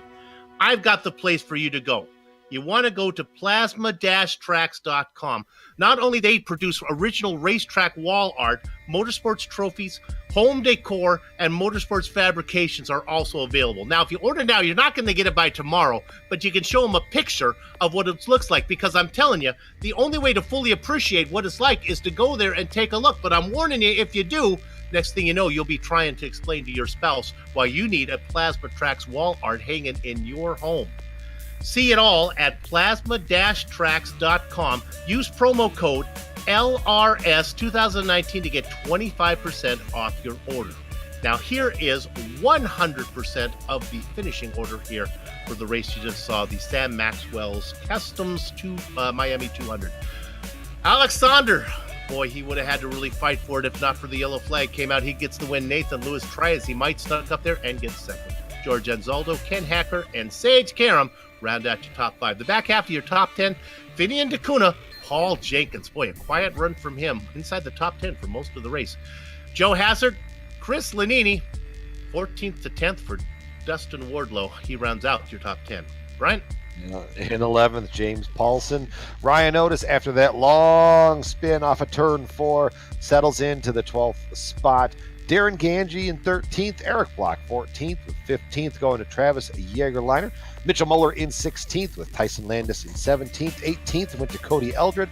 Robert Lewin in the 19th position. And first car, one lap down, tapped Baldwin.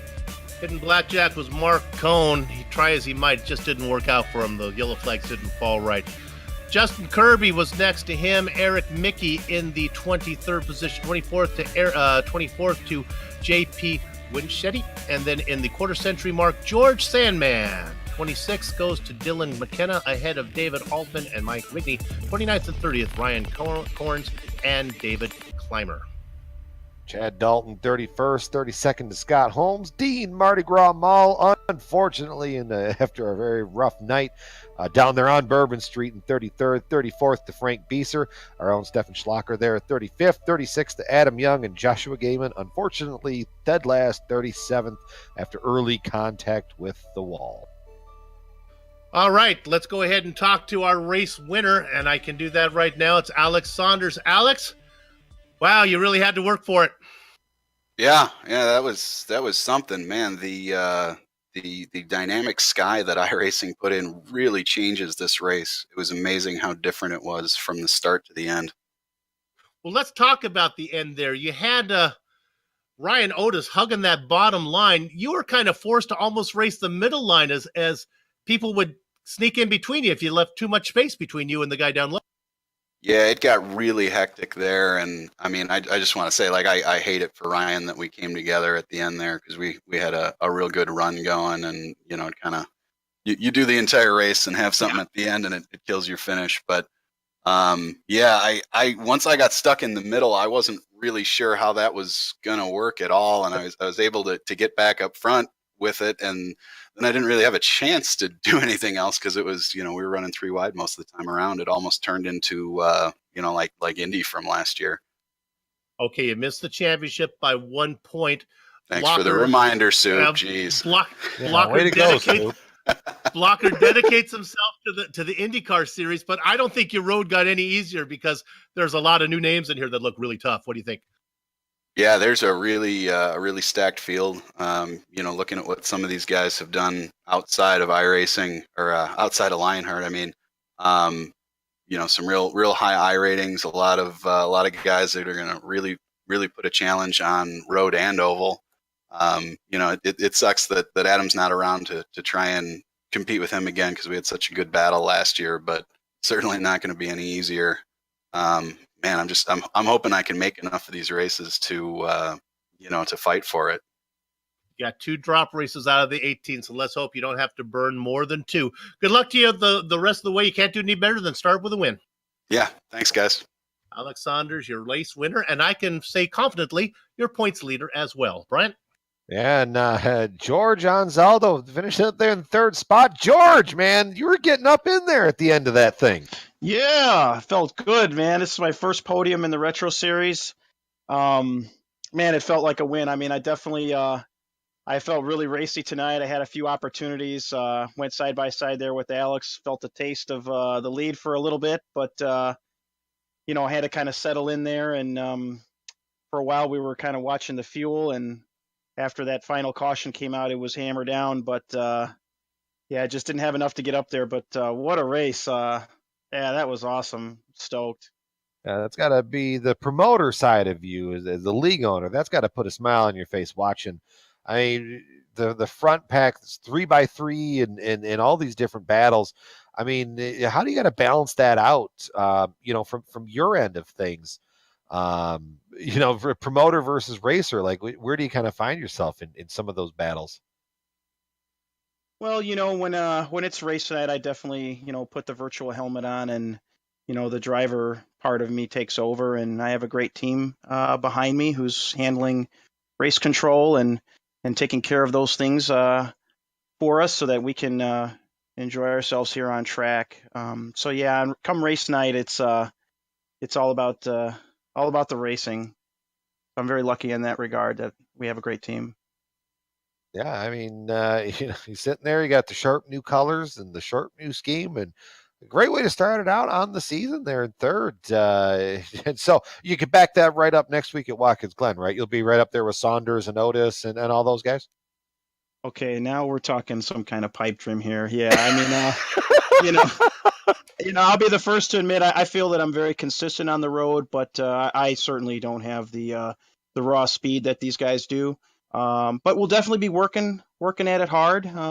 We'll see where we end up in Watkins, but yeah, we'll certainly be prepared. All right, George, we'll let you out on that one. Wait a minute, I got one question. Apparently not. But I'll get real quick, George. Before that last yellow flag, when you made the pit stop with about 50 to go, did you have enough fuel to get to the end, or was it going to be close?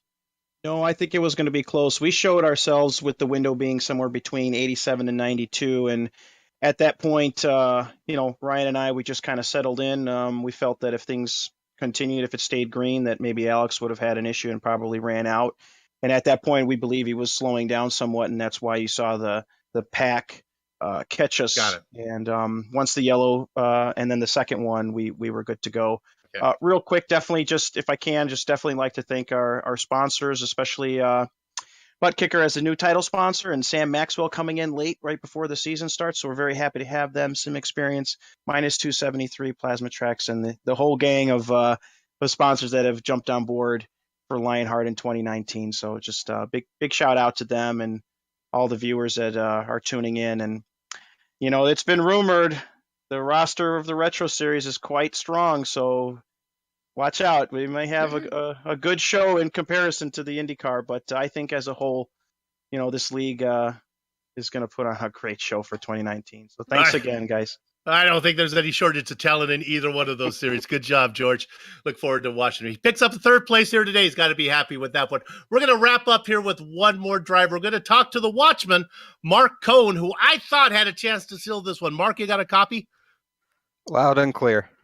I thought you might have been able to sneak a win there until that final yellow came out and everyone could go the distance.